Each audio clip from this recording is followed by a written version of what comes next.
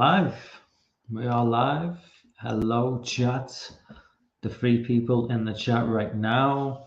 I may be one of them. I'm never entirely sure about that. It says three people in the chat. I could be one of them. I'm not entirely sure. But welcome aboard. Thank you for being on board early on. I'm just gonna fix my fucking lighting because the lighting is shit. But yeah, welcome. I'll just go to the comments because I'm in the wrong setting on StreamYard. DJ's in the chat. What's up, man? Big T as well. Big T. What's up, man? Griffin's there. Griffon. I will leave a link. Griff. Obviously, you're probably going to want to jump on, I would assume. So I will leave a link in about 10 minutes or so.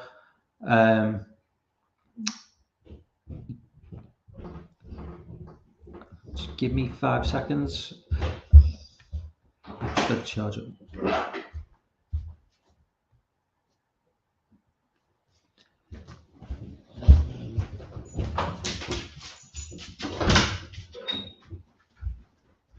Give me 5 seconds.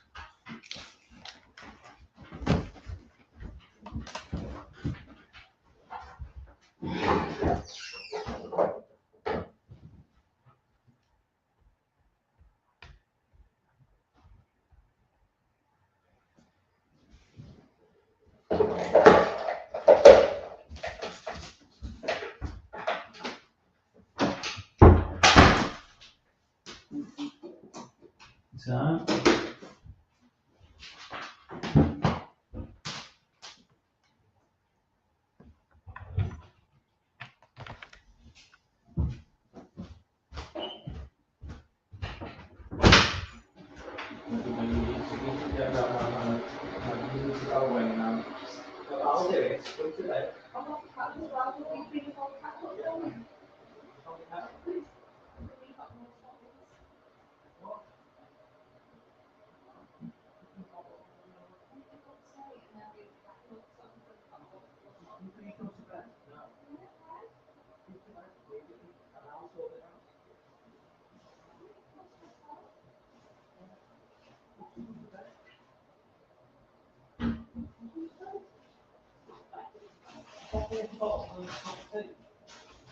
Yeah, just bring the whole kettle.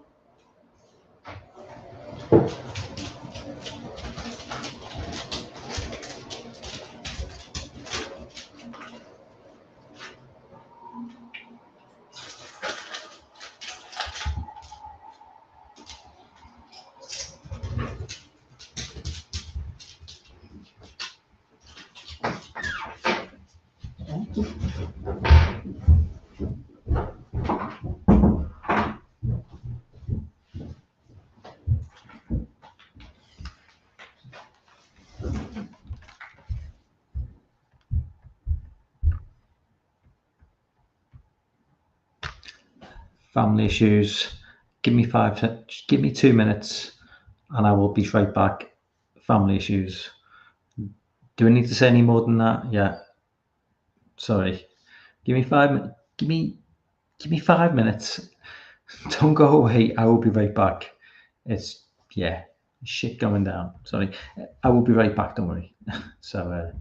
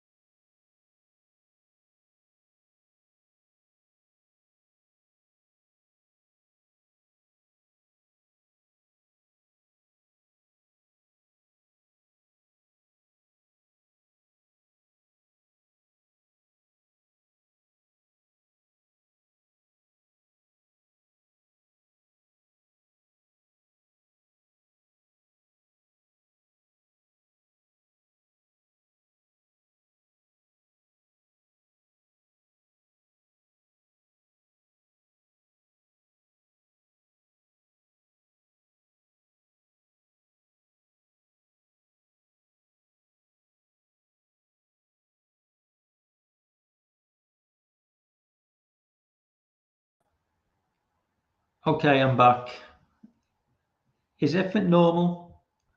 I went missing for a while. Is this the same stream that I originally aired on? I don't know what the fuck's going on. Fucking hell. Yeah, sorry. Family issues. I do apologise. Um, things, guys, let me know. Can you hear me clearly? I will start now properly.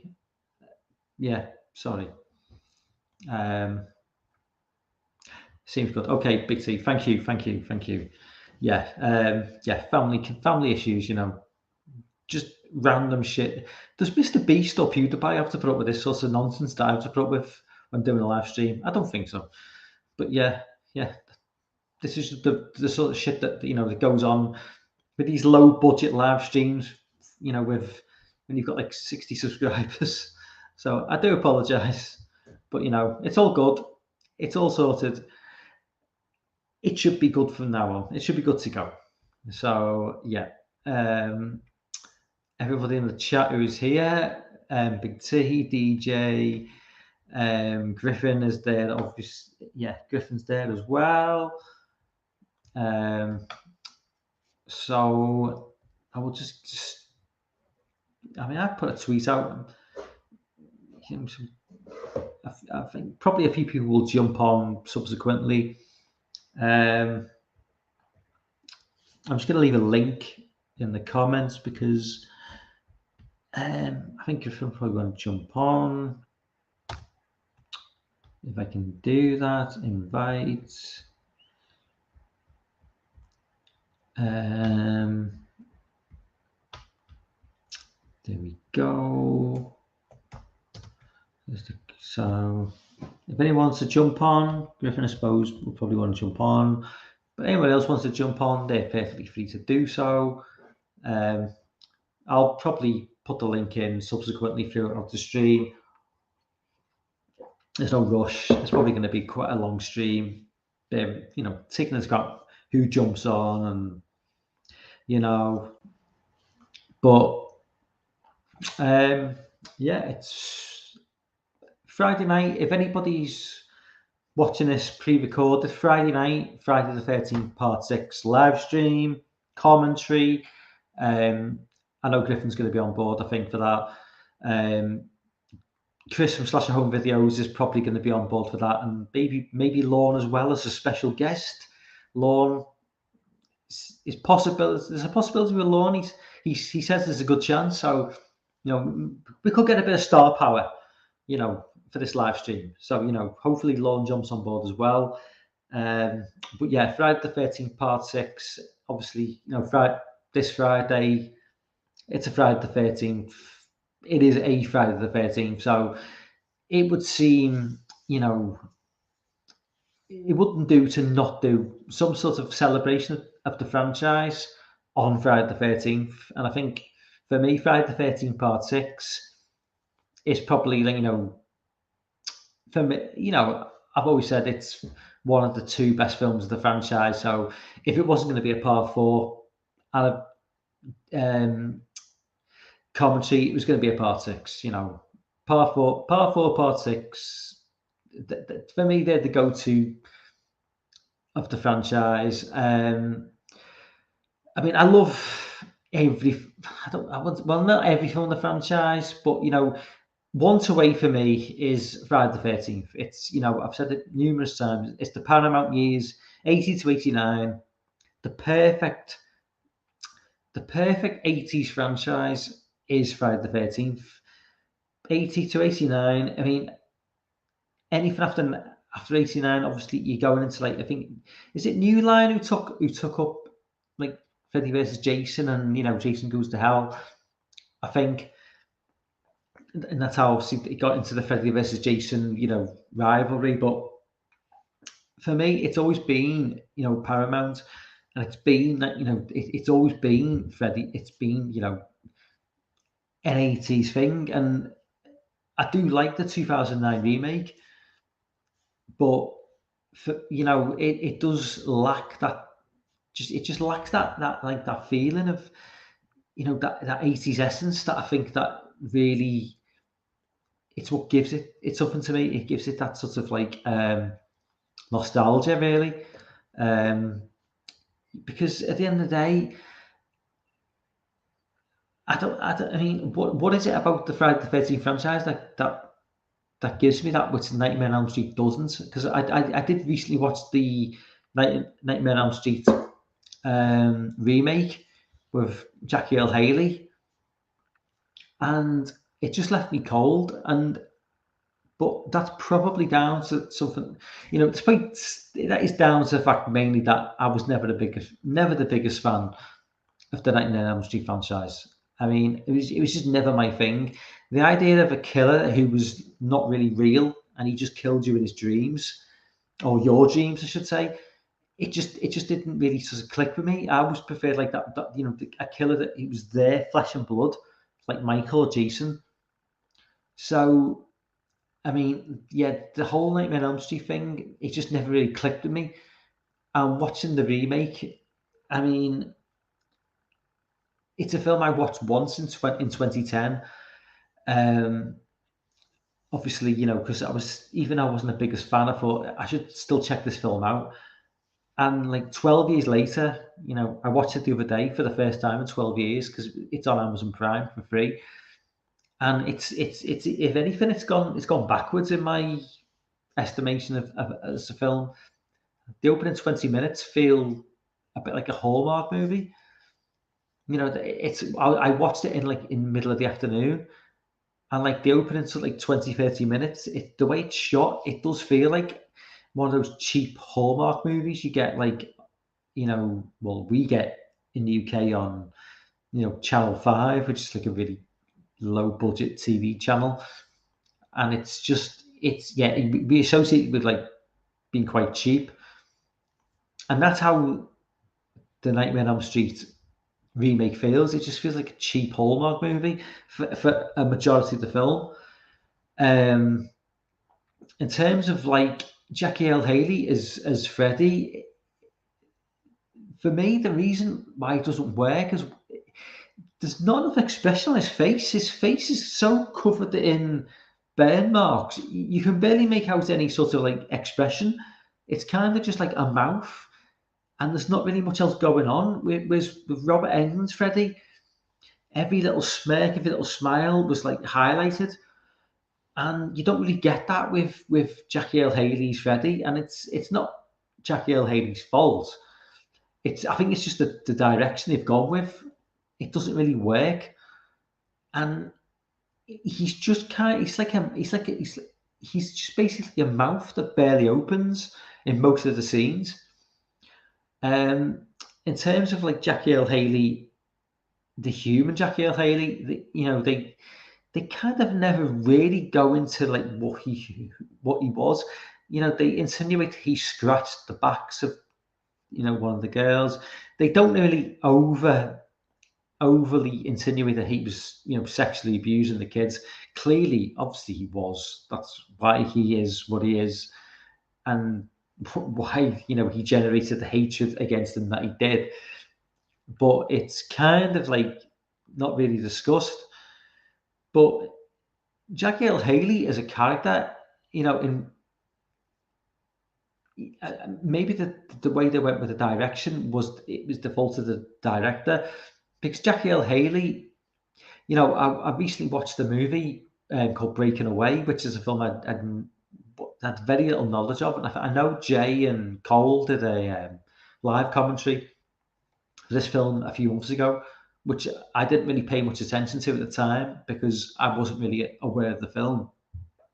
But I just like happened to do, after rewatching Nightmare on Elm Street, you know, obviously, Griffin's, sorry, my God, I mean, totally, Griffon, I will get to you in a second. I completely blanked you there.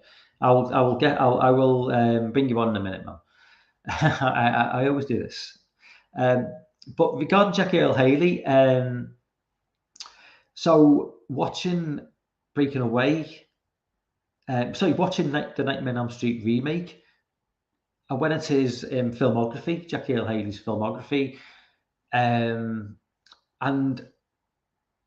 there he was. He'd done a film called Breaking Away, and I was like, "Well, I know that film. I know Jay and Cole did a live commentary on that film, and they really liked the film. So I, you know, did a bit of a backtrack, went to that film, watched the film, really enjoyed it. I think, you know, it's a really good coming of age movie. Dennis Quaid is in the movie, and Dennis Quaid is always, you know, value for money. He always, you know, he brings something to every role he's in, gives it a bit of kudos. Jackie Earle Haley though, but in Jackie Earle Haley in the movie, he is like a little. Even back in them days, he's like this creepy, weird-looking guy. You know, he's very small. You know, they make a point of it in the film. They make fun of him for his height. He's like probably like 5'5" or something. But he's got like long, greasy hair. And he looks like a creepy character. And you know, looking forward to like the Elm Street film, the remake, he did probably make an ideal candidate to play Freddy. But I just don't think he was handled in the right way. I don't think the direction went the way it should have gone. But that's just my opinion. I mean, I know some people loved the Nightmare on Elm Street remake. For me, it was just a massive letdown. But you know, anyway, let's bring Griffon. What's up, man? Hey, how you doing? I do apologise for ignoring you again. That's okay. I'm playing video games in the background. Oh, it's oh well. I can send you away again if you want. If you want to carry on. No, it's fine. No, I'm good at. I can talk and play at the same time. Yeah. I've just So been. we're going on about Breaking Away. That's a beautiful film. I love that film. It is. It's a film I had no knowledge of really. Before, I mean, literally, I did see. I know Jay and Cole did a live commentary about 6 months ago, and I had no. I mean, that was. I did. That wasn't like my. I had no idea what this film existed, Mm-hmm. and I didn't watch the commentary they did because I didn't know the film. I'd probably Mm-hmm. go back. I'd probably go back and watch it now after having seen the film because I didn't know. I had no awareness of the film, so I was kind of like, oh, they're doing a live commentary. It's a film I've never heard of, but it sounds interesting, and I kind of forgot about it. Mm-hmm. And then just purely by chance, I've got Amazon Prime again free for a month because Amazon Prime are stupid and they keep on offering me free membership for a month because I never commit to them. So they're fucking stupid. So I got another free month out of Amazon Prime, and they were showing the Nightmare on Elm Street remake, which I still don't like. I don't really think one way or the other about the remake. It doesn't piss me off or anything. It's just another shallow 2000s era remake. Yeah, That's all I really think about it. It's on like, to me, it's on like the same pedestal as like the Hitcher and the Fog remake. It's about on the same pedestal as those. it's better than the Fog, I'd say. I'd say Only because it looks oh, nicer. uh, I'd say the Fog is Yeah, the The Fog is Fog is like terrible. the Fog is like the worst remake Yeah, ever it's made. bad. It is Like- bad. It is bad. Like I don't like Rob Zombie's Halloween either, but the Fog it's even more atrocious. Like But it trades all that great, small town, kind of characters for, douchey, partiers, jocks, and like, yeah, ooh, hey, let's party on the boat, yay! And then we're gonna fake what you symbolism and the ghost. We're gonna give the ghost, personality. We've got to give them, we got to humanize the ghost. Fuck off. what That's Dan's in the a chat? movie I will go off on. So I'll yeah. Yeah, No, Dan's fuck in that the movie. ch- Fuck that movie. yeah, That's all. That's all there is. yeah, Hello, Ben, yeah, Dan. yeah. You could do the introductions for me. Uh, Dan, Ben, we got Big DJ. T, DJ Donnelly. I'll just pass those responsibilities over to you. Oh, So okay. you could be responsible now for any introductions. It saves me a job. Yeah, but Yes. yeah. Breaking Away though. Let's get to a talk about a good movie. That is a great 70s era, kind of coming of age film. It is, and it's great when you come to a movie that you've got no awareness of, and it's like it's a first watch and it's an old movie, and you're like, how the hell did this escape my attention? Yeah. You know what's One thing, even more fascinating about that film? It's directed by an English director. does it? I had Yeah, no idea. yeah, Oh, Peter right. Yates. He directed Bullet, but he did a film. I believe it's called it's like it's not The Getaway. What Breaking or something or it's something like that. Something kind of generic, and they're like, well, he could do car chases. We'll give Bullet to him. Bunny Army's in the chat. Bunny Army, what's up, man? Yeah, we got Slasher, we got Bunny. Oh, Chris, what's up, man? Chris is going to be joining us on Friday for the Part 6 Yeah. live commentary. And Lorne, hopefully Lorne will be there on board as well. So hopefully there's going to be there's going to be 4 of us there doing that shit. Yeah. Looking forward to that. Yeah, I'm going to save all. I'm not going to spoil anything about that right now. That's what I have to say on it. Going back to just go back to Breaking Away. I mean, I think Dennis Quaid just like born with a six pack because every film Dennis Quaid has never ever looked like out of shape. He looks the same. He's just always ripped as fuck, man. He's just like every film he's in, he looks in peak physical condition. Like the rest of the guys when they're just like round by the what do you call it? Like the sort of it's not a lake. It's called it's like a basin or it's where they dug they cut all the concrete. I love that. It reminds me. There's a scene in Stranger Things, and that's Indiana as well, where there's like a scene where it's kind of like that similar setting, just like this massive pool of water, but it's not like it looks man-made. It's kind of like, which is kind of we've got this big stone because it is man-made in a way, isn't it? It's kind of It's just completely alien to me because it's just not something I'm used to. But just this idea. Look at what the thing about like Breaking Away is like, even though it's kind of like it's probably like 20 years past that era that I love about America. I love America, period. But like 58, 59, that small town setting for me is like perfect America.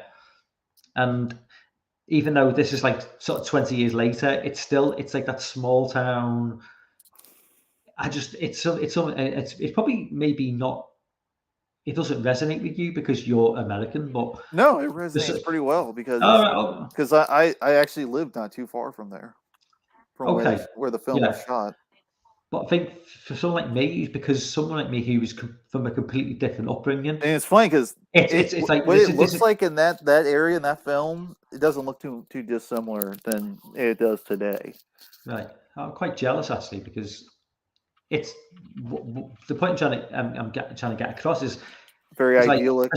And for someone who grew up in I was a decent upbringing. But it was kind of very much, suburban, not inner city, but like close to inner city. So it was kind of like not far from. So it was very much not, the idea of just going away and just doing that sort of thing that they're doing, where they're just going out into the wild. That was just like totally alien to me because my upbringing was quite sort of like urban. Mm-hmm. So it's like the idea of like on a weekend, just going off and just doing like all sorts of crazy shit and just like not having to worry about I'm not talking about like people trying to fucking do shit to you. I mean, not that happened when I grew up, but it's like it's that innocence of like growing up in an area where shit's not going to go down. Your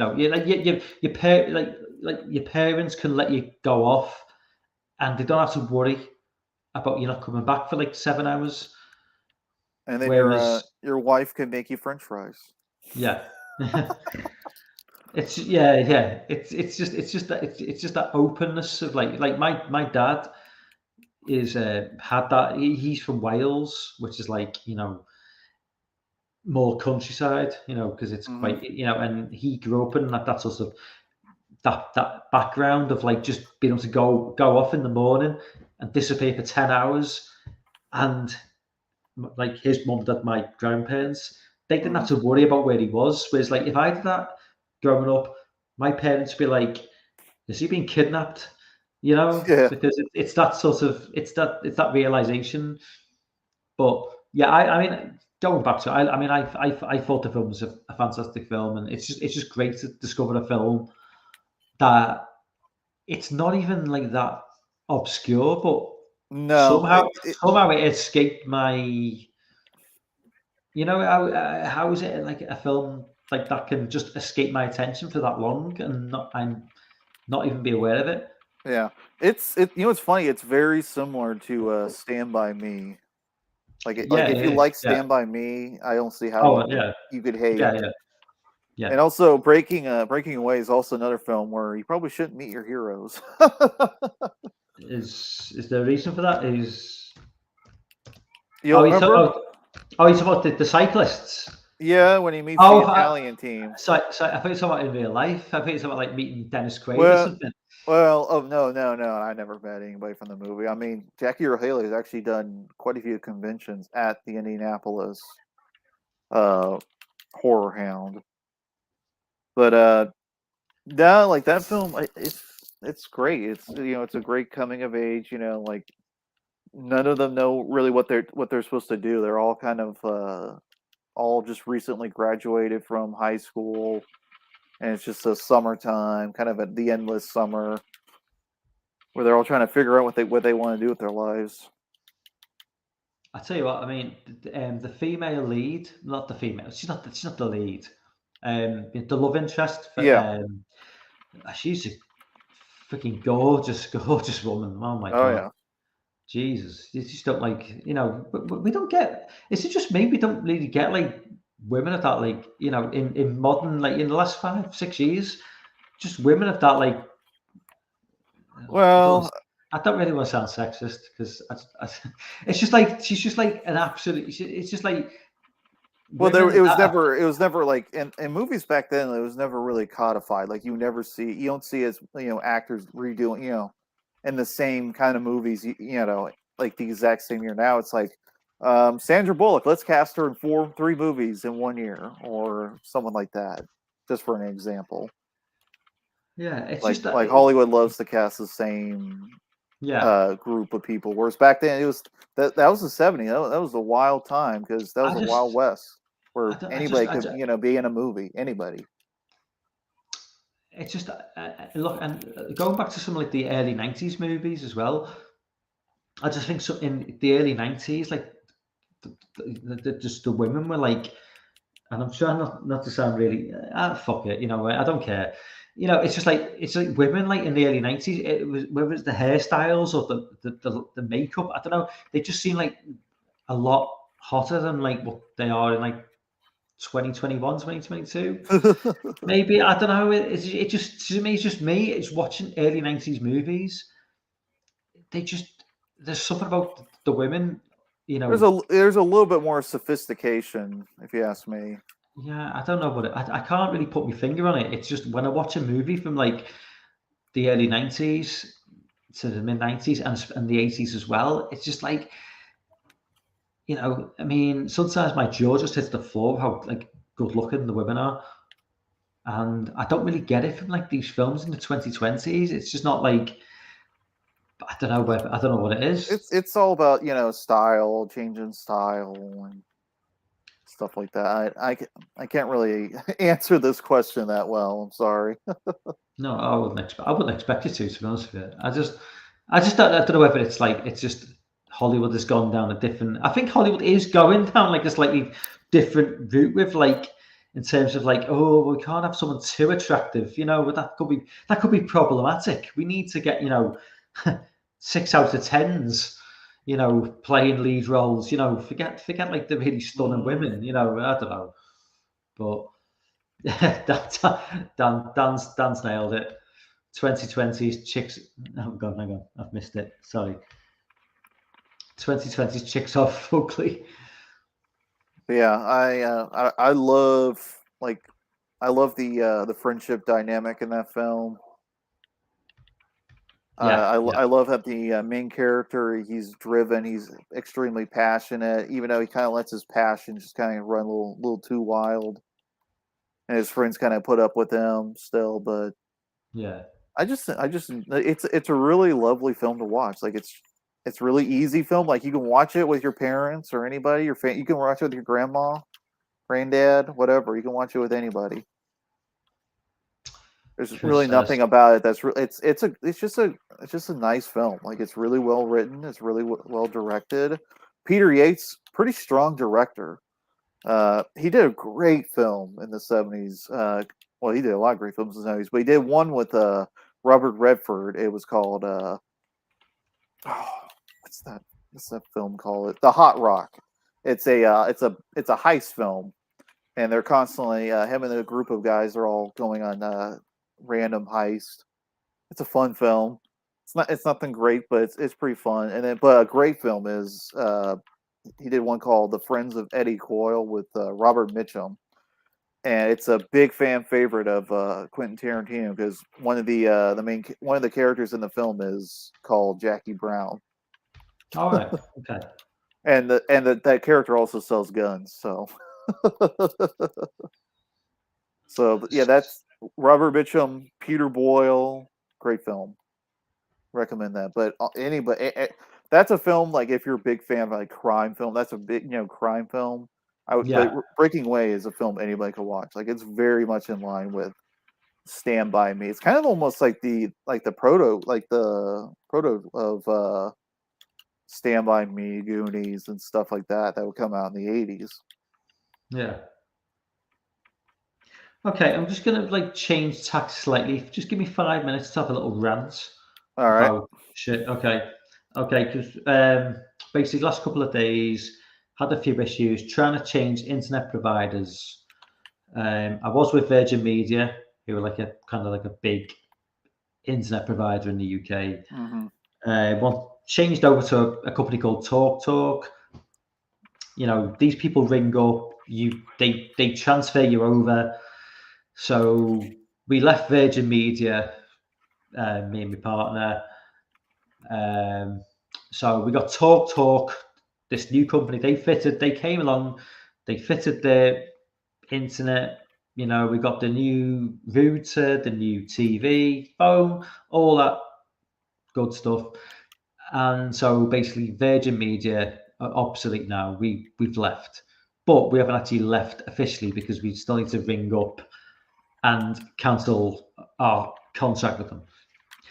This has been the most difficult thing I have ever tried to do in my fucking life because I don't know what it's like in the US, but it's a pain in the ass too. Oh my god, it's been the most difficult thing I've ever tried to do. So they basically, you go on the website, you look at how to cancel the contract. It recommends either through writing to them, which obviously is too long, through the phone, but obviously they use COVID as an excuse, but that's just bullshit because we all know that COVID is no longer a thing. They're just using COVID as an excuse. Well, we haven't got as many people on the phones anymore. So they recommend using instant messenger, WhatsApp. So I'm not going to phone them up. I'll go through WhatsApp. Get on the WhatsApp chat with someone. It's a bot at first, just a bot. So you answer questions and they reply, and it's not a human being. Oh, and that's then always lovely.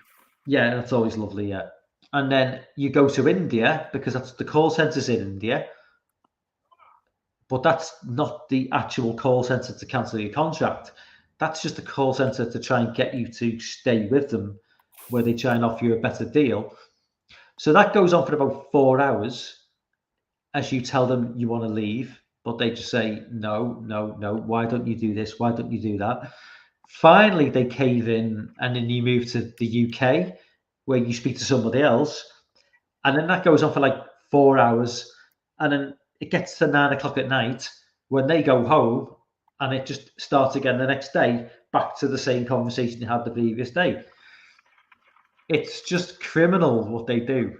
And this went on for 3 days. And finally, after 3 days of constantly telling them over WhatsApp, I do not want your service. I have left. Give me, just end this contract now. It took 3 days of constant WhatsApp messages to finally get it through to them. And I was just finally got the email this morning to say, we're sorry to see you go. It's just been the most stressful fucking 3 days. Unbelievable. I cannot believe that it's so difficult to leave an internet provider. But yeah, that's how it is here. It's just absolutely insane. And to top it up, this is a very, I'm just going to carry on because this is kind of linked to what I was saying. Because after the stress of 3 days of that, go to see Doctor Strange this evening with my son. Doctor Strange in the multiverse of averageness, because it was a fucking dog shit film. Come home, because what we do is every time we go watch a film, we always come home. It's usually Domino's. We usually order Domino's. Today we thought we'd order Papa John's. Papa John's website in the UK is fucking dog shit. I'm Because surprised y'all have the Papa John's. Domino's. I think I'll actually prefer Papa John's pizzas to Domino's, but their website is fucking awful. Shite. Shite. Fucking shite. To use a good English expression. Like literally, right? Literally. You go on the Papa John's website, you try and order, and it keeps bouncing around between trying to log in and giving money to the Ukrainian war effort. Now, I've given money, I've given my donation to the Ukraine, the whole shit that's going on there. Yeah, I've given my money to that. I don't need to go on Papa John's website and constantly, whilst trying to order my pizza, it keeps jumping back to donating £5 to the Ukraine war. It's like I'm clicking on clicking on basket. It keeps jumping back to this. Do you want to donate money? No, I've done my bit now. Please, can I order my pizza? I click on. Nothing's happening.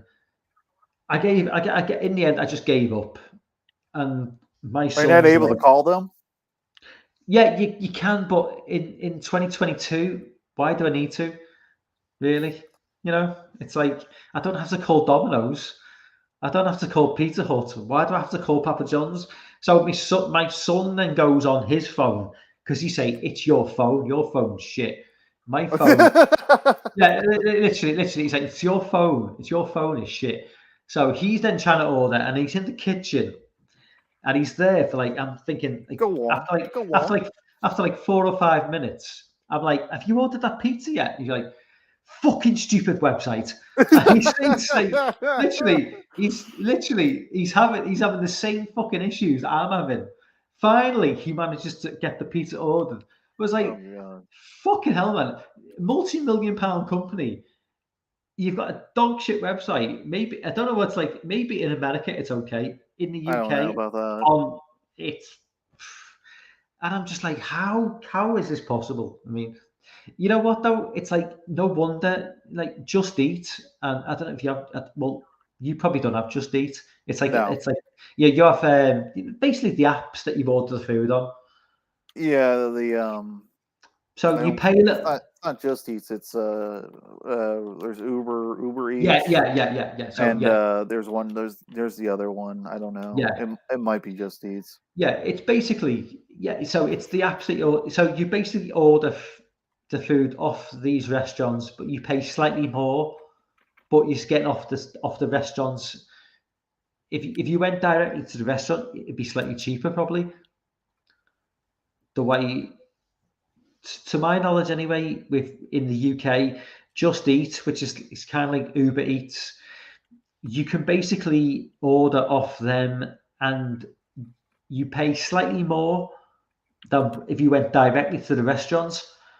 But because their website is so sleek and so quick, everybody just goes to the app. Mm-hmm. So it's kind of like they're kicking themselves in the foot. These companies who like have these like websites which don't really work very well. It's like that's why these Uber Eats, Just Eat, why these apps are so popular, because people they want to click, and it's done. Yeah. And whereas me trying to order from Papa John's tonight, it was like click, back click, back click, give up. hand it over to my son, and then he spends 10 minutes trying to order food. It's like, This is pretty much what like my grandparents used to always do. yeah. They're Well, like, here, order it. I am old, you know. But even my son's 18, and even he was getting stressed out with it. So, you know, but that's why these these apps which do the food deliveries are so popular, because people just want it. It's just there. It's like you just one click, second click, a third click, and it's done. It's like Amazon Prime. It's so quick, and people like the modern, you know, the young people now between the ages of like 15 and like 25, they would probably rather spend an extra couple of pound or dollars, whatever you want to call it. They probably pay that extra couple of dollars just to bypass a few more clicks of a button.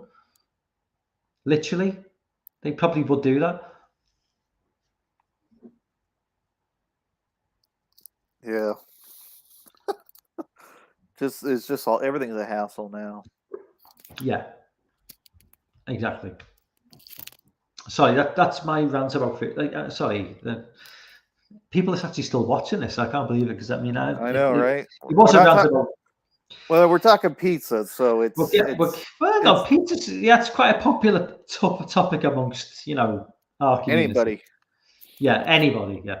Even if you're lactose intolerant, you want to talk pizza. Big T says, didn't have mum and pop pizza shop where you are. No, we don't have mum and pops, Big T. We have Domino's, Papa John's, and pubs. And pubs, yeah, and pubs. And Pizza Hut. And obviously McDonald's. Obviously, McDonald's is everywhere in the UK. It's just McDonald's is like every other mile. There's a McDonald's in America.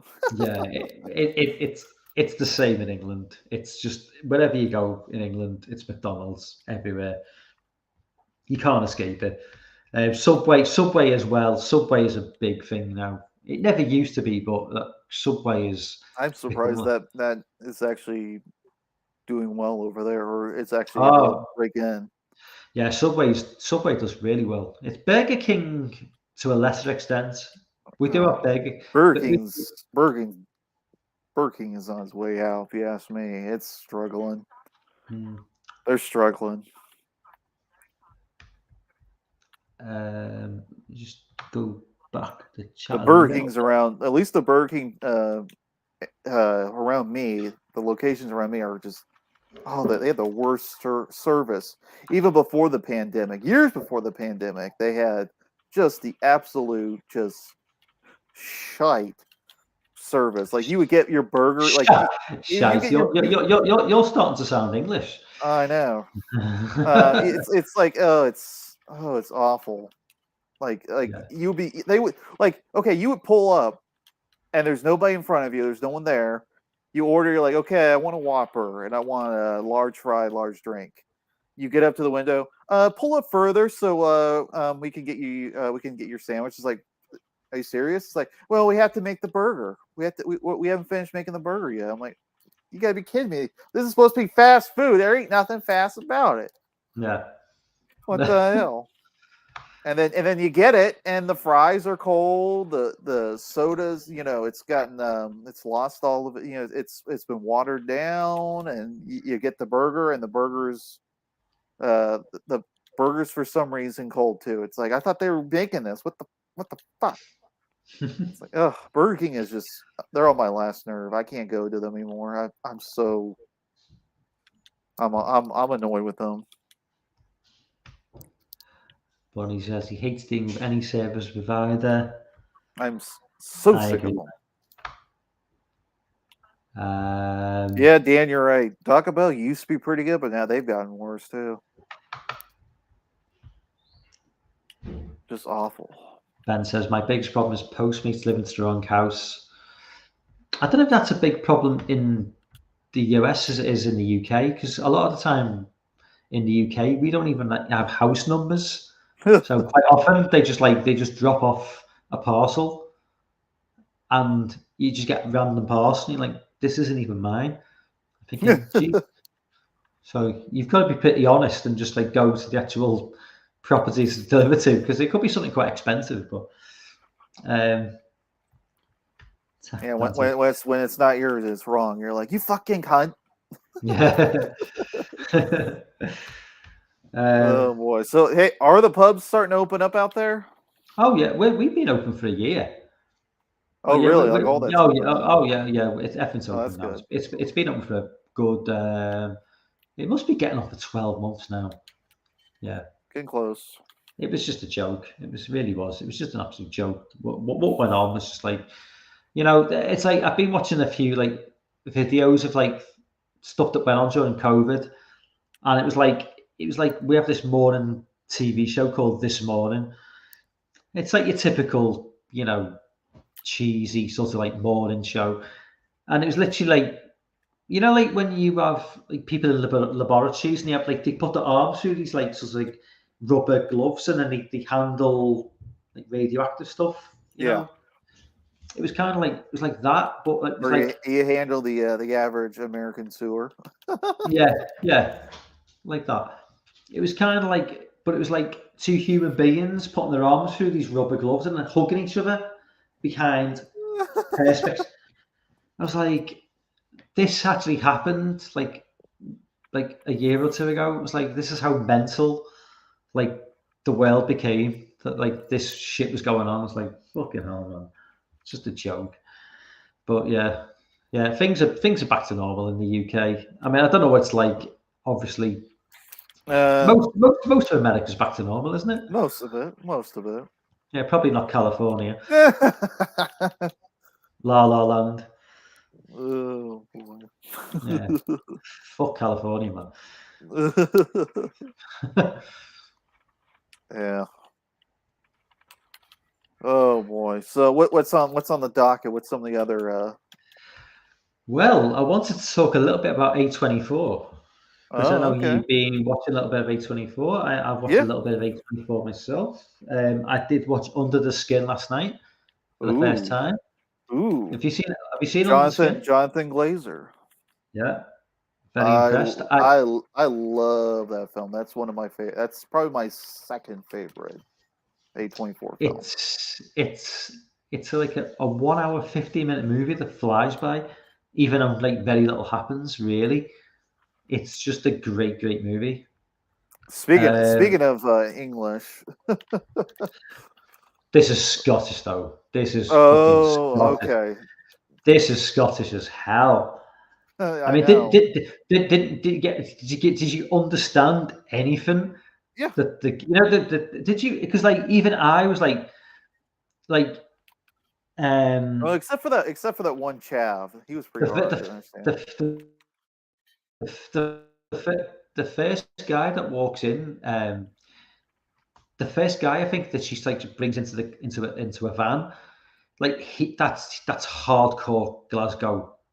It's like I was like, I don't know what you're saying, and you know what, it's an A24 movie with a Hollywood actress. Yes, it's one of their earliest releases too. Yeah, that's proper like they weren't actors. None of those guys were actors. You could just tell. They've even said they were just guys off the street who they just said, "Do you want to be in a film?" Because the way they talk, the way they communicate, it's just totally genuine. Because they are just so, it's just organic. The way they, it's the way, and Scarlett Johansson, my God, you know what? Yeah, it's I know, like, right? It's like I've heard like really, really bad attempts at an English accent. Her accent in that film is so good. I mean, if you watch Moon Knight with Oscar Isaac, no, I haven't seen that. Yeah, there's an example of a really bad impression of like a sort of like a English accent, like a generic. We always talk about accents when we do a live stream, but like Scarlett Johansson's her accent is so good in that film. It's just sounds so genuine.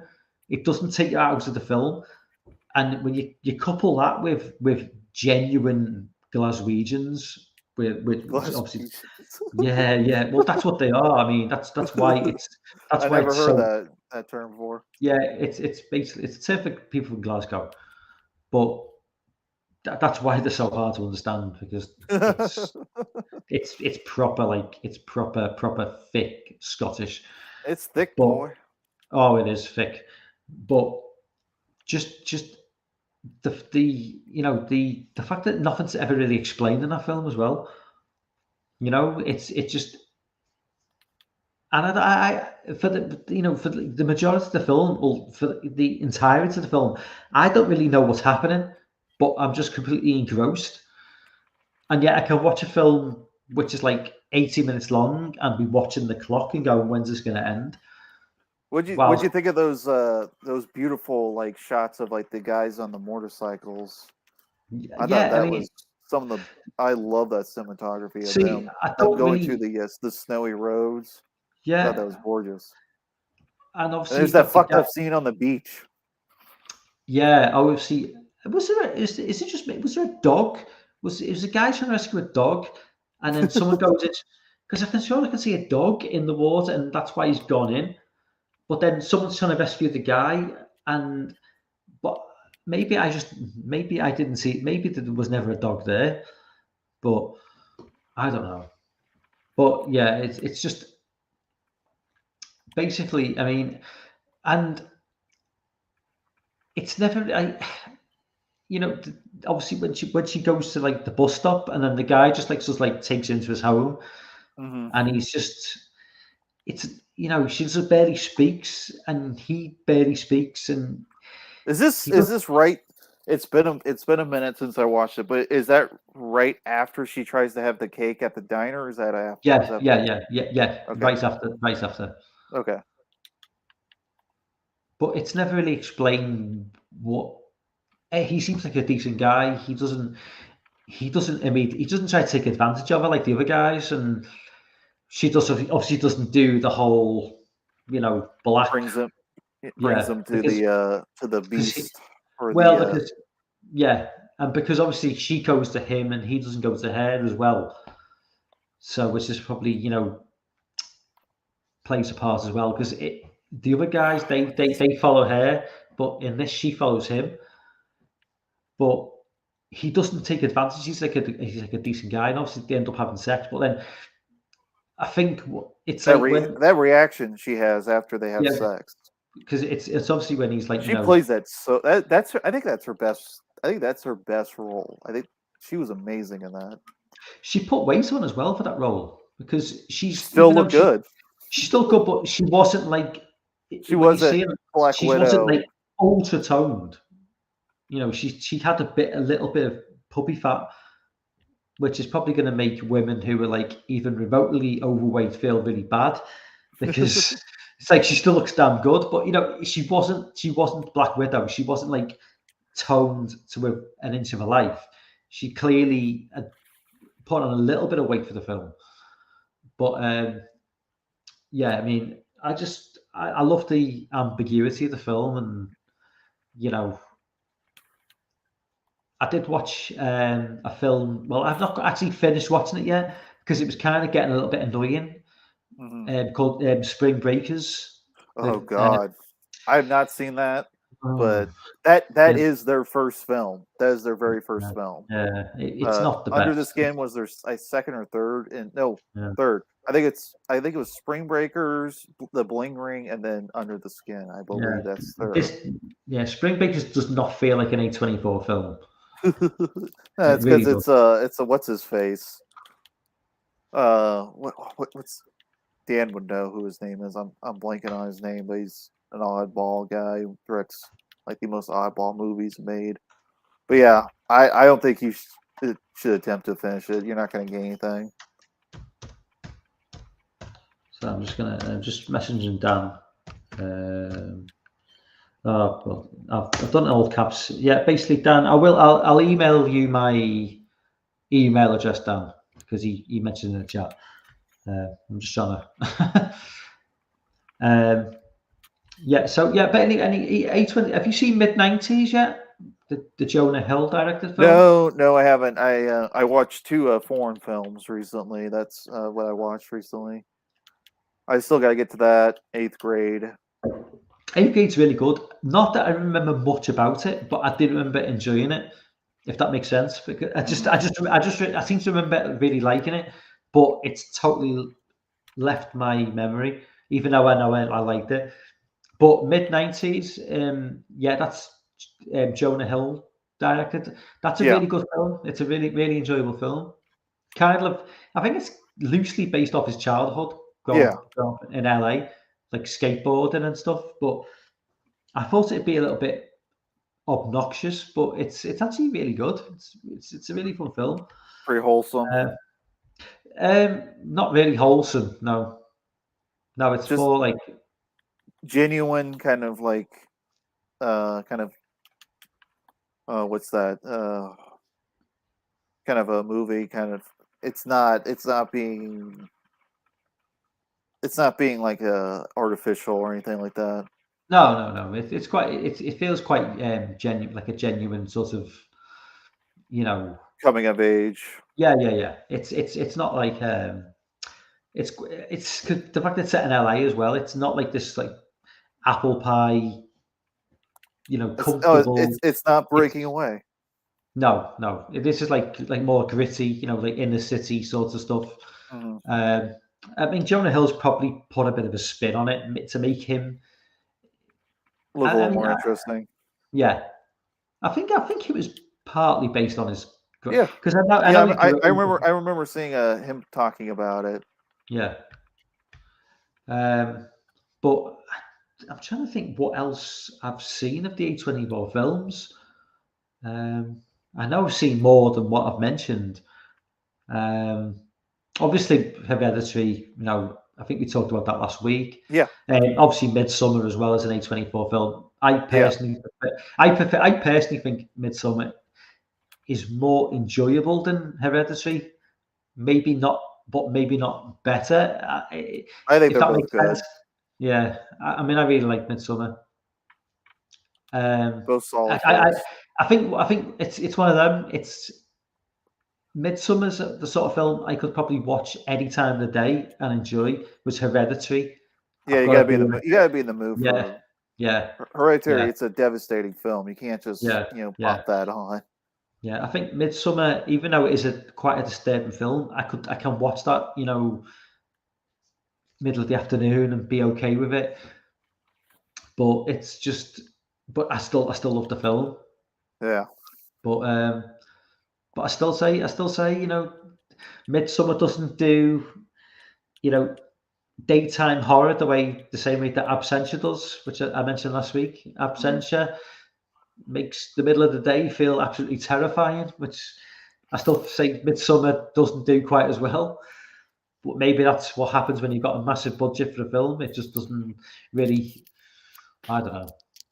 So I haven't seen Absentia, so I can't. yeah, I highly recommend it. Highly recommend it. Great movie. I know, Chris. Chris, if you want to jump on the chat, man, just jump on. Just the link's there. I know Yeah, you it's want. up in the chat. I'll test it again because I know Chris is like, I know he wants to jump on for Friday's live stream. So if you want to jump on, lad. man, come on. Uh, Jump on, lad. but yeah, Under the Skin, man. That's a film that stuck with me ever since I first saw it, like almost 9 years ago. It still sticks with me. It's just got such a oppressive atmosphere. Like the music, the composer would go on to do music for the movie Jackie with Natalie Portman playing Jackie Kennedy. Not the Yeah. greatest film ever. It was pretty decent, but the music was pretty great in that as well. That's the good thing about A24 is their music is usually pretty good, although they do get into a where they love the wah wah. I'm like, okay. Even in Spring Breakers, the music's very good. It's actually, even though it's very, even though the film is not, the music doesn't really go with the film. The film is just like, it's just like these annoying, bratty, late teen, early 20 girls who just like, drug taking, drunk, just like narcissistic, typical, they want to go for spring break in Florida, and they're very annoying, and I can't really relate to them being like an old has-been, but it's like the music is like really good. It's like it's not like music, it's not like chart music. It's like it's obviously it's kind of incidental music, so it's kind of like stuff in the background, but it really serves the movie well. But it's just the characters are just so unlikable because they are just so it's just the whole. I mean, I don't even know what spring break is. You probably got more of an idea than me. It's like college, college kids. Yeah, it's like the girls are like they look like they belong in an American Pie film rather than an A24 film. They're just like I said, it was their first movie they produced, so yeah, they were trying to tread the water, see what would float. And it's kind of like the Witch was like their like first big hit. Yeah. That was 2016, 2015. Yeah, I think Under the Skin was 2013, and and Spring Breakers 2013, The Bling Ring. Trying to remember, like I think Under the Skin's essentially a horror film. But man, I love that film. The kind of want to ruin the ending for everybody. I know most people probably have not seen it, but I love that ending in the forest. I thought that was absolutely brilliant. Like that was brilliant. That was perfect filmmaking. Like good editing, just good, and pretty strong special effects. Like the effects were pretty good. That was a low ass budget film. Yeah, definitely. Yeah. Jonathan Glazer, man, that guy. I wish he would direct more. That was his last film. He's supposedly directing another one, but he did that. I love that film, and I love Sexy Beast. Two great films. I think he's done. Sexy Beast is a fantastic film. And then he did. Did you ever see Birth? His second film. I've not seen that. No. It's okay. So has he literally not directed since? Nope. He's done like music videos since then. That's right. So he's done Sexy Beast, then Birth, then Under the Skin. Yep. And that's it. That's it. Freaking hell. I think Jonathan Glazer's done a Bjork video. Yeah, he's done a bunch of music videos. Yeah. Because there's a Bjork video called All Is Full of Love. I think he's done Bjork and Radiohead. Oh yeah, definitely. He's definitely done Radiohead. Definitely. But there's a Bjork video, All Is Full of Love, which is it's from like the mid 2000s, and it's quite similar in terms of the final scene in Under the Skin where she takes the skin off, and it's like the alien underneath. There's kind of like the video he did for the Bjork song. Mm-hmm. It's like an AI robot, and it's kind of reminiscent of the way the alien looks in that video, and he's clearly got like a sort of like a template he uses to like in terms of like making music videos and films. He obviously is clearly a very talented guy, and he just obviously maybe feels more at home doing. He clearly doesn't feel the need to be making movies all the time. Put it that way. Yeah. So I'm sure he made a pretty good amount of money from doing Bjork video. Yeah. So what's like it don't have to be horror. What's like your top like 3 to 5 favorite A24 films as of this recording? You know what? It's like obviously Under the Skin, which I only saw 2 days ago or last. Well, I kind of like watched over the course of 2 days. Mid-90s would be up there. Hereditary probably number 2. Midsummer would probably be number 1. I'm trying to think because there's A24 films I've seen which I didn't even know were A24 films. I'm trying to like think back to what they've done, because 8th Grade I had no idea was an A24 film. Yeah, it's like, because when I watched Hereditary for the first time. I think that's what introduced me to A24 hmm as a company. Yeah, I think it was that and like The Witch were like a lot of people's introduction to. But obviously, it's like they've been around for a good 4 or 5 years. But at the time, you're just watching films. You don't even know who's produced them, because I'm not really the sort of person who like really follows, unless it's something like I'm really really interested in. I don't really follow who's producing or directing. If a film's good, the film's good. Obviously, if it's I'm more of a, like if it's a franchise, obviously I'm just gonna watch it.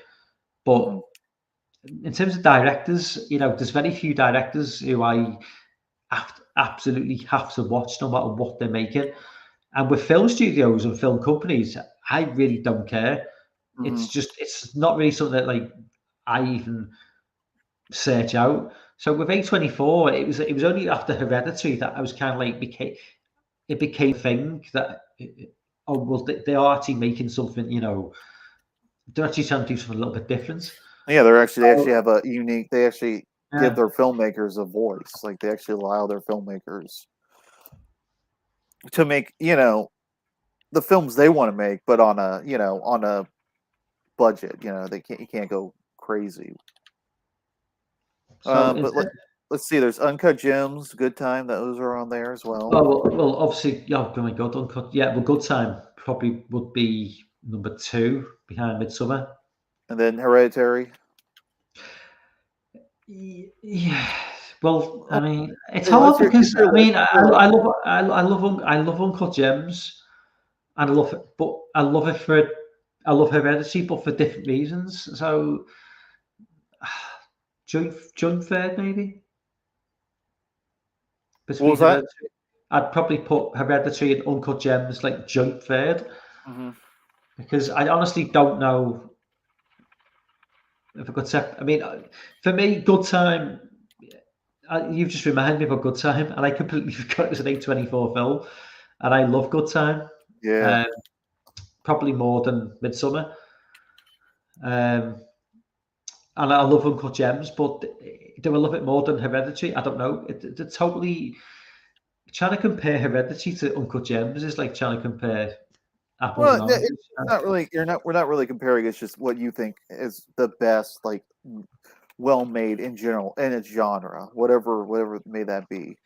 Um, I, may, I'd probably go with Hereditary in that case, but in terms of what I would rewatch, in terms of what I enjoyed more, I would probably say Uncut Gems. But Uncut Gems again is a film that it's not a film that I could rewatch too often because it's just so stressful. Yeah. It's just such an intense film to watch, and so is Hereditary. I think that's the common factor between those two films. Is like they are not an Stress. easy watch. They are very very No. stressful films. Good Time as well is a stressful film to watch. Midsummer's more of a relaxed film, I find, for a long period of time, but it does have its stressful moments. But I think it's less intense Midsummer because it's a longer film anyway, and there's more time to just chill and just take it in.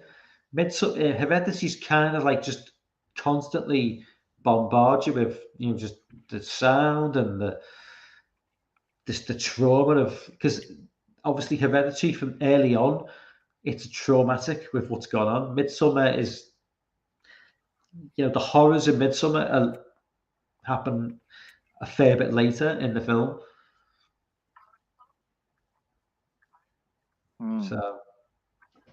So where would you what would you be your top 5, Andrew?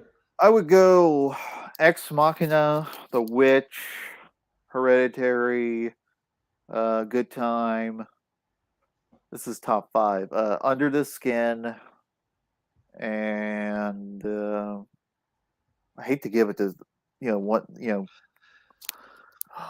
another good one like Like I'm thinking of The Lighthouse. I really like The Lighthouse as well, but I'm trying to like give it to someone different. It's tough. Enemy. I'll go with Enemy by Denis Villeneuve. I've not seen that.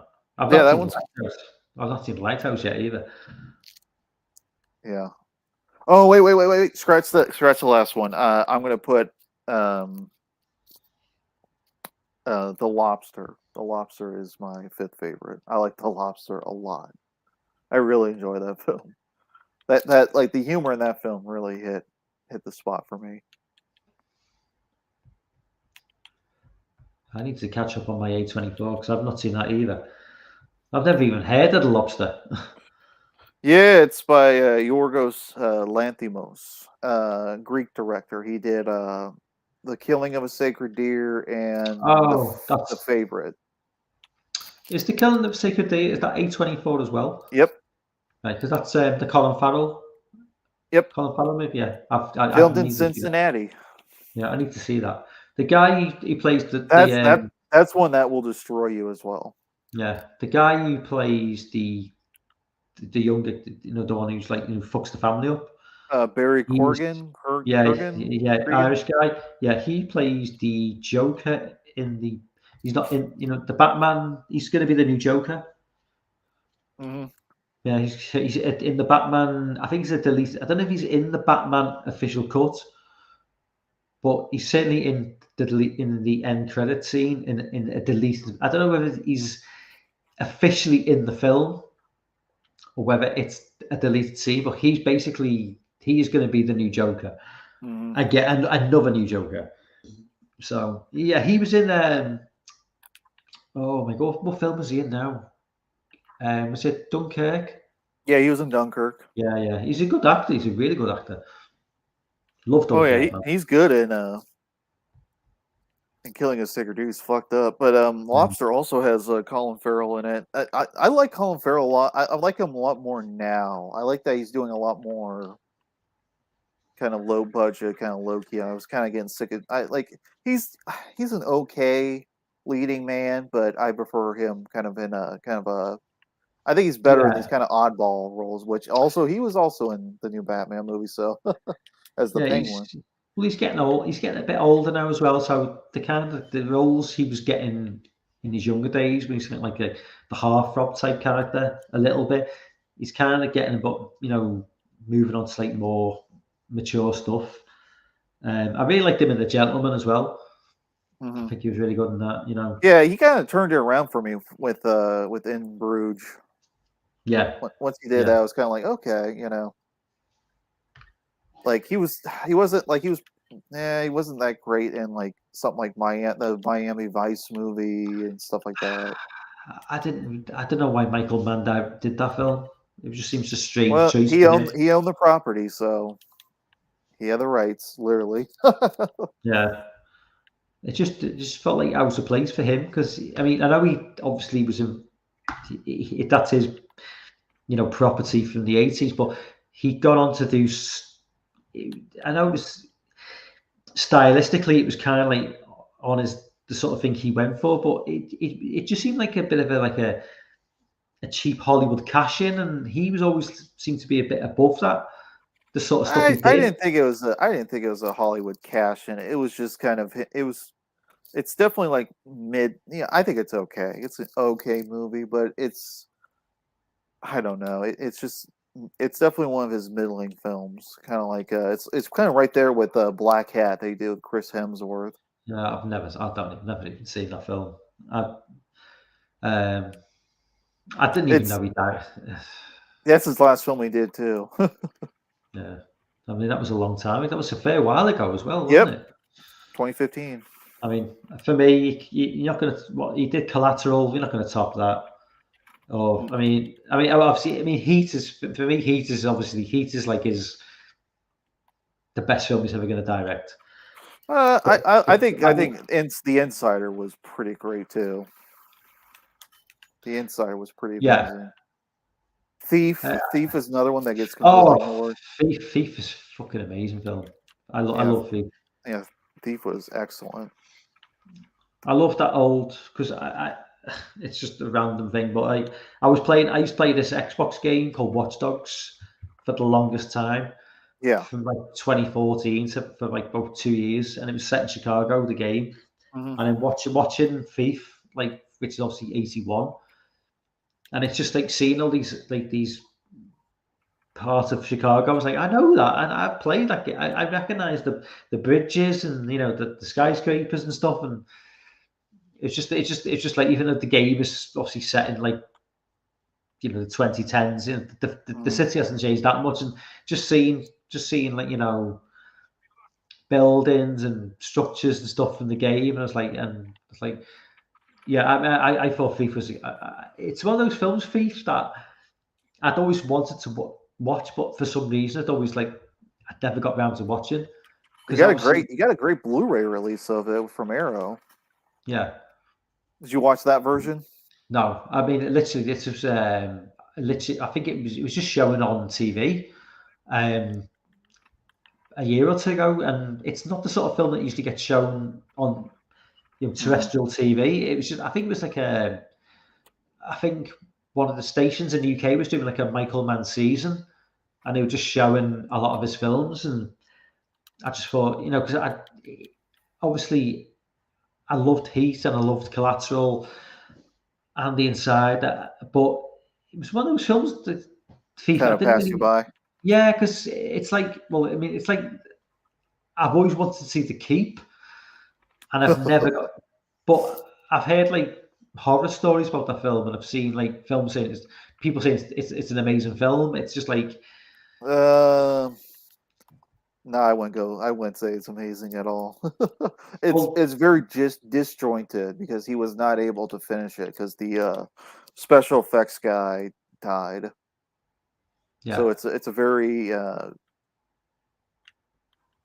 it's pretty what's the slap together.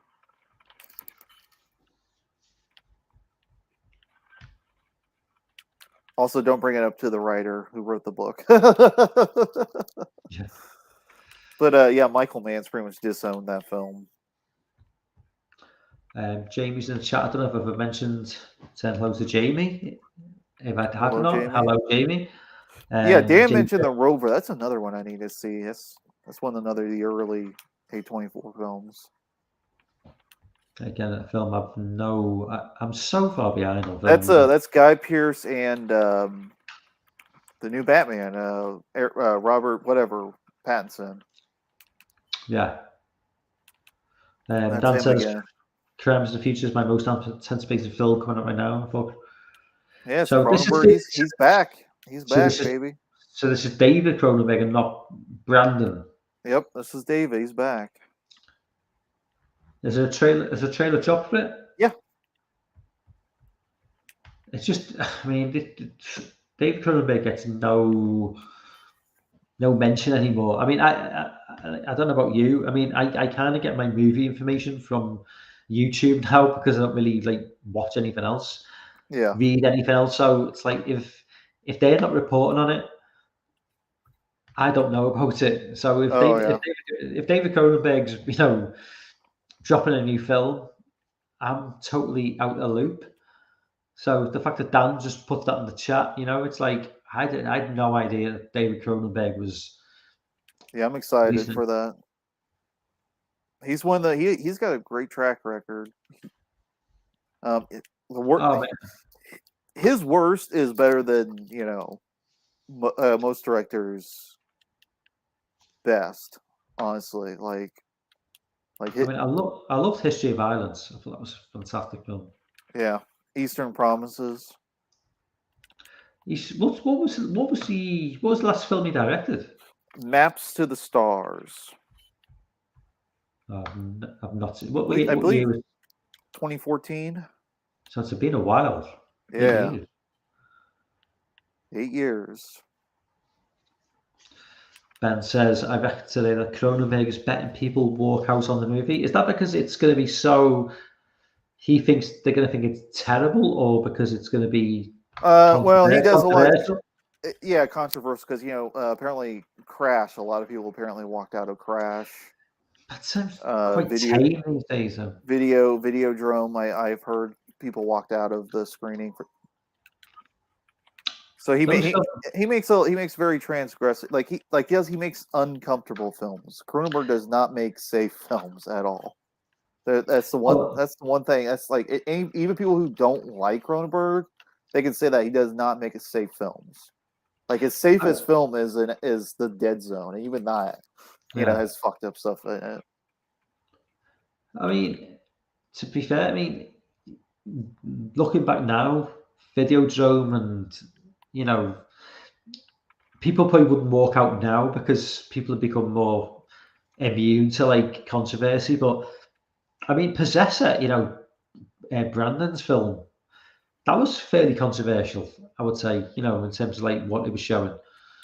That's the Cronenberg way. You got to make something that's gonna get people talking. Have you listened to interviews with him speak?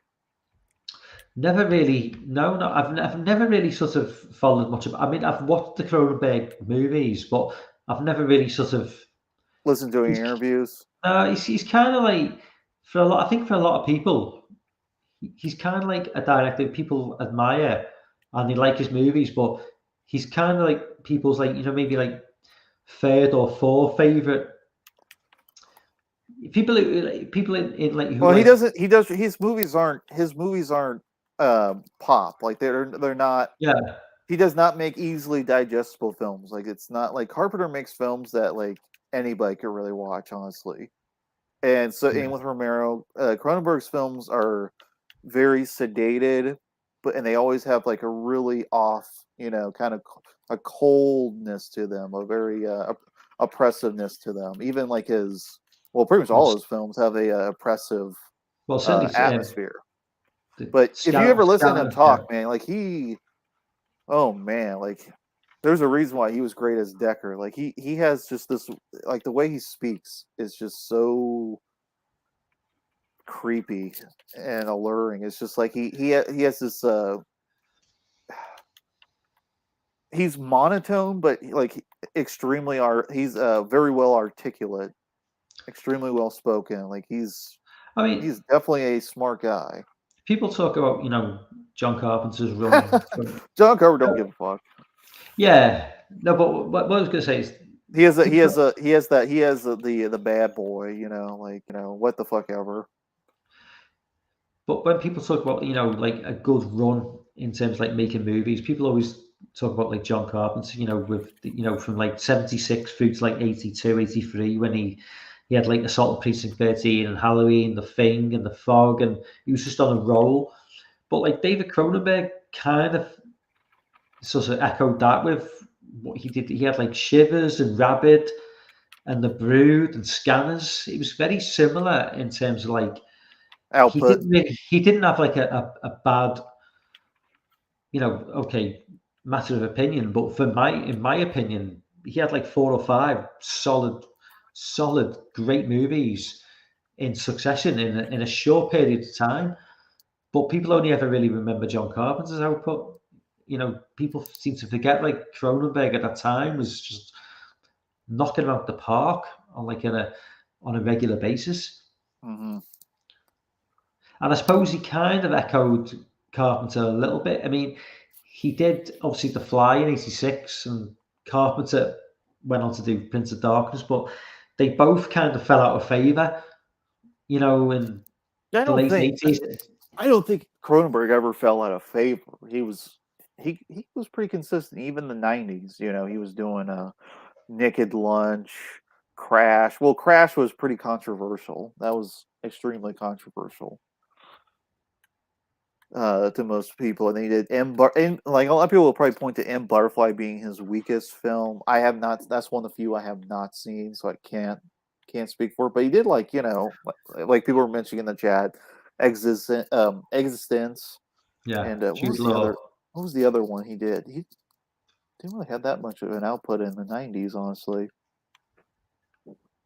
I mean, he was kind of acting. He was in Nightbreed and stuff, but like in the 2000s, he really kind of revitalized his career with A History of Violence. Whereas mostly, like he got like him and Romero both at the same time both got that kind of rejolt, of their careers because they were, everyone was kind of suffering in the 90s. And then, Cronenberg does The History of Violence and he just goes up, up, up. And then Romero, unfortunately, gets stuck directing Diary of the Dead. That wasn't terrible. I didn't mind that film too badly. Well, you gotta look because Land of the Dead didn't do great, so he didn't get a whole lot of chances. I actually thought Diary of the Dead was probably not even worse than Land of the Dead. I thought it was at least doing something a little bit different. I thought Land of the Dead was just. I thought it was just going a little bit too far. What was Land of the Dead? Were they going? With Land of the Dead, didn't they go to the point where the zombies were kind of like turning more human? With like, wasn't one of the zombies? Yeah. Yeah, they were able to use weapons. Yeah, it was basically like evolution again, and I don't know. I just thought it wasn't for me. Wasn't for me.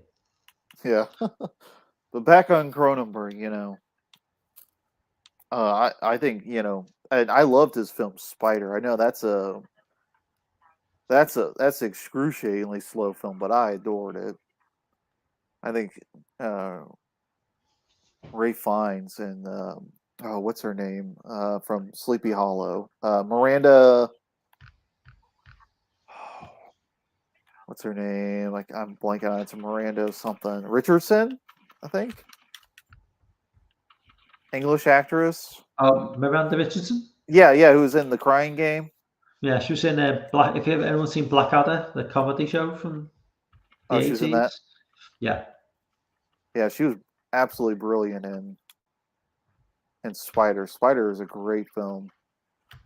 Also, Gabriel Byrne's in that as well. Oh yeah, from obviously Hereditary. Yeah, that's Spider's pretty good. I like that one quite a bit. And then after that, he followed up with The History of Violence, which is just incredible. History of Violence. I love the scene where obviously he's just like killed the two guys, who told up the diner, and then Ed Harris turns up with his henchman, and he's trying to pretend to be just like Joey. He's like, how come your husband is so good at killing people? I think Ed Harris is great. I think my Philly accent is better than your Philly accent. Oh yeah. Yeah. I'll give it a go now. All right, let me give it another chance. Go again. I'll try. I'll do like a couple of sentences. I can also can say is Joey. It's like, and he says, I'm Tom from Indiana. He goes, no, you're not. You're Joey from Philly. It could be terrible. I think that sounds pretty damn good. But I just love that scene, and he's trying his best. And as the film progresses, what's funny? I always thought that the guy who plays the son, the younger guy in the beginning, the first scene, the two criminals. Yeah. I swear the young guy was Jason Clarke. I thought for years, I was like, was that Jason Clarke? Oh no, it's not. He looks a lot like Jason Clarke. Jason Clarke. Jason Clarke was in. He was in Dawn of the Planet. He was John Connor in Terminator Genesis. Genesis, which is that the second to last one? Yeah, that's the second to last one. He was also in Dawn of the Planet of the Apes. Right. Okay. He was in Public Enemies. He could be. I mean, I'm Terminator Genesis. I'm kind of that and Dark Fate kind of just mix. I can never remember which one's which because they just, I don't know. The Terminator franchise is just a mess to me now. Yeah. It's 1 and 2. Anything after that is just dead to me. Yeah. So. Well, I was just trying to give you like something he was in that was Yeah, it's just a bit with Genesis kind of came out, and then a couple of years later they brought out Dark Fate, and because they were quite close together, and Arnie just looks old in both of them.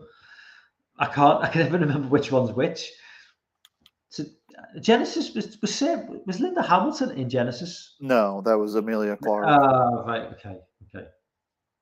Yeah, I get it now. So Dark Fate was the one where with the guy from what's he in now? I know he's in Everest, the action film. He plays John Connor. Oh, does he? Is that Genesis? Oh, no, that's Genesis, isn't it? Yeah, I think he was in Everest. Gee. Sorry, yeah, that's Genesis. Sorry, this is how confused I am. Yeah, Genesis is the one with John Connor goes bad, Yeah, and he's like a middle-aged man. yeah, Dark Fate is the one with where they kill John Connor off at the beginning. yeah. They kill Eddie Furlong. Yeah, that's it. Yeah. They kill him. Stupid. They kill him where the drugs wouldn't kill him. Yeah. That was such a stupid decision in that film to just. Tell you what though, the age, whatever they used for the terms of the CGI in that film was really good. It really did look like a young Edward Furlong, and whatever they were using in that film, why they couldn't use that in Rogue One with Princess Leia, or use it in a couple of other films I've seen recently where they use CGI characters where they look terrible. I don't know. It's like they seem to be able to do a good job of Samuel L. Jackson in the Marvel films, where I think it was Captain Marvel. Yeah, that Peter Cushing CGI. Yeah, that was so really strange, creepy looking. Yeah, because he was so off. It's what do they call it? There's a term for it. The Uncanny Valley. Uncanny Valley. Yeah, it looks. My brain's working today, folks. It's finally working. Mine's not. I can't remember shit today. Oh, don't worry. I have my days where I can't remember a damn thing. But today's doing. I'm doing okay. But yeah, Eastern Promises. Oh man, that one's good too. It's funny. It's like Naomi Watts. Like she was in, Mulholland Drive. She was in, a couple, like the Ring remake, and she was in Eastern Promises and a couple other films. She's kind of become like she's like the female Bruce Willis. She just kind of pops up in anything. Just kind of an easy paycheck. I've not seen Naomi Watts for a long time. What's she been doing? I mean, she was in that movie. Was it Shut In or whatever it was like? She was like stuck in like in a. She was stuck in like a house with her comatose son, and of course the Jacob Tremblay was in there too. But yeah, that was. I can't remember exactly the name of that one. It's like Shut In or something like that. No, it's not The Lodge, Dan. The Lodge, man. The Lodge was not my cup of tea at all. I did not like The Lodge. I liked it. I know Piz loved it. It wasn't for me at all. I liked it a lot. My kind of movie. Whatever. I can't remember that movie it was called. But anyways, yeah, she was in like this like mountain climbing movie. She's appearing all over the place. Oh, well, she was in that King Kong, but that was in her. That was 2005. That was her heyday. But I'm just talking about recent stuff. But yeah, she just kind of pops up in whatever. But Eastern Promises, you've seen it, right? Yeah. Yeah, I love just that oppressive atmosphere works so well for Cronenberg, and it works perfectly for that film. Sorry, I've got a moth flying on my light, so I'm just constantly distracted. it's like moth season in the UK, so there's just like moths everywhere, and they're just because I got a light on the laptop. Fuck off. They just fly around. I'll probably wrap things up in the next 20 minutes or so, but one of the subjects I was going to cover last week, which we never got around to because we just went off on a tangent like we do. Yeah. Did you see well, you wouldn't have seen it, but they released some footage from Halloween Ends to like a certain select lucky group of people, like influencers and stuff. Oh yeah. And they kind of like a few people went on YouTube and they were like saying what they'd seen, but they didn't really they weren't allowed to go into too much detail. But I think some people were saying that some people are going to be pissed off by the ending, which kind of left me a little bit concerned. I'm kind of like thinking, what are they talking about by that? But I mean, I don't know exactly what went down exactly in the footage that they showed, but the fact that people are saying that people are going to be like angry at the ending, I don't know. It's just like I don't really know where they're going to go with this film. There's a 4-year gap between this and the last film, and I mean, I've said from the beginning, I think that ideally Michael and Jamie kill each other, and the only person left surviving is Alison. Is it Alison Andy Matichak? The granddaughter of Jamie. Just kill everybody. Why not? Basically, yeah. Just do it. Judy Greer is dead, so realistically, you just kill them all off. Kill Jamie off. I mean, Michael's got to die in this, hasn't he? Really, I think you can't carry on the franchise with Michael at 70. How old is he going to be? 73, 74. Realistically, I don't care if he is superhuman. You can't have like an 85-year-old Michael walking around killing people. So realistically, I think they're going to kill Michael, kill Jamie, and they'll end the franchise there. And then 5 years from now, they'll probably just reboot it again. Oh God! But I mean, what a clusterfuck! Well, if it makes money, they're not going to just walk away. Realistically, so I hope it don't make money.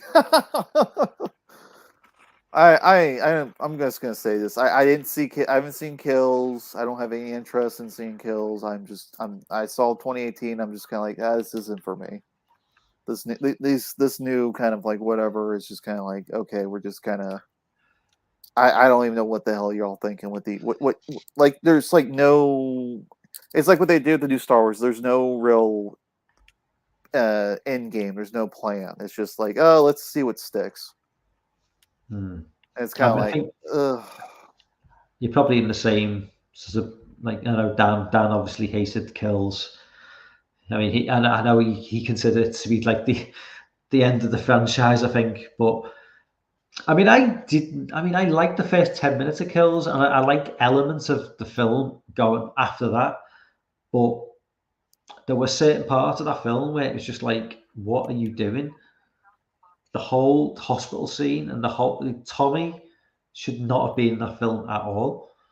And obviously you haven't seen the film, so it's like I'm talking to the chat now, but that was just completely unnecessary. His character should never have been in the film, full stop, unless he'd been rewritten. But I mean, apparently he was rewritten because apparently, according to Lauren, he was like a abusive asshole. Well, they didn't make him any better. they just made him an annoying asshole instead. Oh God! Because he was highly annoying in that film. But in terms of going forward, yeah, I mean, definitely this they'll draw a line under this timeline, because at the end of the day, it's a timeline. So it's just another timeline. So this will be the Halloween 1. Halloween 2018 Kills Ends timeline to go along with the other like 5 or 6 timelines they've got, which I mean, like, how many timelines are there now with the Halloween franchise? Is it like 5? I don't know. Literally, there's about 5 different timelines. It's just it's literally something like There's 5 only timelines. one timeline. There's the original. There's the second film and the third film. That's Yeah. it for me. I know I'm not going to be popular among Halloween fans. I mean, I wouldn't say that's an unpopular opinion. Obviously, a lot of people love 4, but most people would admit that like 5 is shit. But it's for me. I always liked the original. Oh yeah, the original is a classic. For me, no, but since I like the original sort of like 5 films because it kind of felt they were all kind of closely connected. You know, from 78 to 89, you then get a big jump then for 7 years because obviously, you know, okay, part 3 is in its own universe. 4, they try and disconnect it from part 1 and 2 in the later films. But for me, it's 1, 2, 3, 4, 5, and maybe a stretch Halloween 6 because it's called Halloween 6. But for me, that big jump into the mid-90s kind of separates it from those 70s and 80s films. Yes. So yeah, and plus the fact that those films are my childhood. When 6 came out, I was like 20 or 19. I think 19. So by that point, I was like an adult. So it kind of like lost its impact a little bit. But the first 5 films, I was, young and impressionable. And by the time 6 came out, I was like, what is this shit? And obviously, as time's gone on, I've probably grown to appreciate part 6 a little bit more. But I remember watching part 6 as a 19-year-old. I'm just being like really, really, really disappointed and thinking this is not Halloween to me. But because it didn't really feel like Halloween film for me, and I think a lot of people will, because it's got that 90s, like mid 90s sort of sheen, that gloss. If you know what I mean, it's kind of got that because every decade has a little look to it, doesn't it? You can you can pinpoint a 70s film just by looking at it. Yeah. You can pinpoint an 80s film. So by the time a film comes out in 95, 96, it just looks so of its time. Yeah. And so it just looks totally separated from what's gone before in the franchise because of that big jump. I mean, it feels more like a Scream film because it came out a year before Scream. And that's nothing I would against say Scream. it looks a little better than Scream. Scream always No. kind of looks flat to me. That's my biggest complaint with all the Scream movies is I think like cinematography wise, they all just look so flat. That's my big problem with Wes Craven. His movies very static. Like he has he has a flat look to him. And Cronenberg has a flat look, but he also has that oppressive look as well. Whereas Craven always kind of it's hard to like. He just always comes kind of flat to me. All of his films just kind of like don't matter how big the budget is. Like they all kind of look ho hum to me. That's just similar. That's just stylistic. Not talking about the quality of the films themselves. Just stylized. I think he was just kind of a workman director. Do you think? I mean, I love Scream 1. I love Scream 2. Do you think like Scream 1 is maybe like overly stylized to the point where? No, I wouldn't. But do you not think that for me it's because I would have thought I always I've associated the first Scream film as being quite stylized in that. I never saw it as like like that. It never had that glossy sheen to it. Not to me, at least. Like Carpenter. That's why Carpenter has always had a great look to his films. Like a film from like you look at Assault on Precinct 13, and then you look at Vampires. They don't look all that dissimilar from each other. They look great. Like like cinematography. Stylistically, they look great. even Ghost of Mars looks pretty good for the most part. Like at least the cinematography, like it doesn't look flat. It's got a nice, there's a nice amount of movement, camera movement, and he's got that great, widescreen cinema scope, whereas Craven always kind of went with the cheaper 185. A little bit less. He's less flashy. I But mean, anyways, we got loads of Halloween Kills fans in here, so you're in good company. Yeah, I mean, Lorne's not here tonight. Lorne probably would have been, Well, I mean, we got Dan, but I like I said, yeah, I have no interest in ever seeing it. It's just a film I have no desire. You'll be getting called up for the Halloween Kills live commentary then. I've got planned for October. I'm joking. Nope. I haven't. No, no. I'll stay out of that one. No, I haven't. Maybe I will do one. Maybe I won't. But maybe as a build up to Halloween Ends. But it's we'll see. I don't know. I mean, I don't know how things are going to go, how things are going to end. But this could be the end of an era. This is like Halloween ends 2022. There's no sign of a Friday the 13th movie coming anytime soon. Nightmare on Elm Street is dead in the water, rightly so, in my opinion. So we could be in for a good few years now without any sort of entry from one of the big three. Well, they're getting another Scream, so. Well, yeah, we are. I mean, I was talking about the big three. I'd put Scream at. You know what though? Right now though, Scream is probably overtaken Nightmare on Elm Street to be like, and maybe even Friday the 13th in terms of importance, because the longer these franchises go without anything to show for it,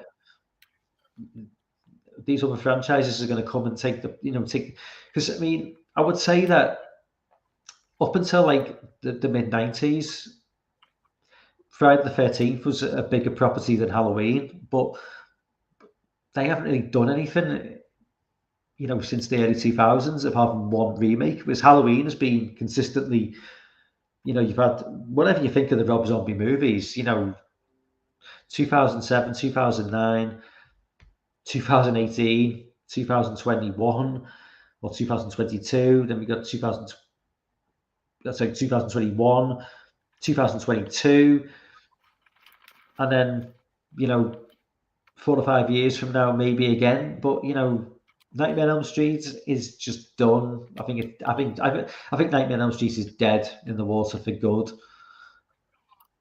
Yeah, I can see that. And Friday the 13th, if they can't iron out the issues they've got between Sean Cunningham and Victor Miller, this could go off. I mean, they're both 80 years old, but if they both live to the 90, this could go on for another 10 years, by which point the core demographic of the people who love the films are just going to be past caring. The younger generation aren't going to give a shit anyway. So yeah, and then I mean, they still have some relevance in pop culture thanks to them being in video games. Popping up in video games. They're in Dead by Daylight. Even the Friday the 13th game now, I think, has suffered. I don't really play games now, but didn't that suffer because? Oh yeah, it did. It was doing okay. It was actually doing pretty well. It was a steady, But didn't they have to stop making updates because of the court case between? Yeah, that's what killed it. Yeah. So again, it's just why these two old guys can't just resolve the differences and just sell to one person? We're human. We gotta. Just bitter old men, I think. Yeah. Neither wants to step down, but oh well. I don't know. I'm not a legal expert, so I'm certainly not either. So who the hell knows? But I definitely think if they would have made that, if there was no legal problems, that game was able to hold its ground for another year or two, and they made the movie, I think we would see a big resurgence for Friday the 13th. But thanks to all the legal problems, probably not going to see anything for, I don't know, if ever. good 10 years, maybe. I think. As far as like mainstream, you'll get the fan films, but I don't think you'll get a mainstream studio backing it. Although I guess what is it, Blumhouse? He's going to do something with it. He's going to do something with the original, remake it or whatever. I don't know what he's planning on doing. He wants to do something. I'm sure he'll see whatever. The guy, he knows how to make money. He'll see something. He'll see some way of exploiting it, and we'll get something. But it's just it's difficult because obviously Cunningham owns this, Miller owns that, and you kind of need them to come together to get the perfect Friday the 13th film, because obviously, like, doesn't one guy own like the rights to Jason with the mask, and one owns the rights to Mrs. Voorhees, and one owns the rights to Jason with the. It's just such a complicated situation. Yeah. I don't know what to tell you, man. It doesn't look good for the Friday 13th series as far as like making newer stuff. They kind of killed that, literally. Anyway, I'm gonna probably wrap things up now because we've been on for 2 hours, and damn. It's 2:15 in the UK. So anyone who hasn't smashed the like button, please smash that like button. I'll just quickly go through. Everyone's been in the chat tonight. DJ, somebody called Griffon, was it? Whoever that asshole is. Big T. I feel like I've missed somebody out when I go through the chat. Bunny. Ben. Yeah, DJ Donnelly. Dan. DJ. Yeah, Big T. Yeah. Slasher. Chris. Slasher video. He'll be joining us on Friday night, hopefully. You're going to be there, Griff, yeah? Oh, yeah. Yeah. So I'm all set to go. I got Yeah, it's going to be. It'll be a 7 p.m. for you. Are you at Eastern Standard? Yeah. Yeah, so it'll be a 7 p.m. for you. I think Chris might be on Central Time. I'm not sure. He's in Kent. Oh, is Chris in Kentucky? I think Chris. I think he's in Kentucky. I think he's from Kentucky as well. So Kentucky's on one time zone, right? No, part of it is in Central. Okay, that's how big America is. That's how naive I am to the size of America. Yeah, when you get further when you get close to the state line of Kentucky toward close to Tennessee, then it becomes Central Time. Yeah. Not only is the country on different time zones, even individual states are on different time zones. Yeah. That's how fucking messed up it is. Yeah, just right on top of each other. Yeah, so Bunny was in the chat. Obviously, Dan, Mikey Dan Breed was there. Said Ben. I think I've mentioned everyone down. Well, it's Jamie, obviously. It's been a lively chat tonight, guys. You've been talking amongst yourselves as we've been rambling on. As usual. Yeah. I just don't want to miss anyone in case anybody wants to go, you didn't mention me, you fucking bastard. I think I've got everyone. Yeah, I don't think I missed anyone. Yeah, I think that's it. Anyway, thanks a lot, guys. Been lively chat tonight. Thank you. Obviously, Griffon, thank you very much as always, man. No problem. We'll see you. So guys, everyone in the chat, 7 p.m. Eastern on Friday, midnight UK time.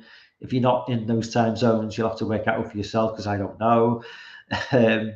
Friday the 13th, part 6, live commentary. So set your clocks for that, get your copies ready, and we will see you on Friday night. Bye. Bye, Griffon. All right. Take it See you easy, everyone. guys.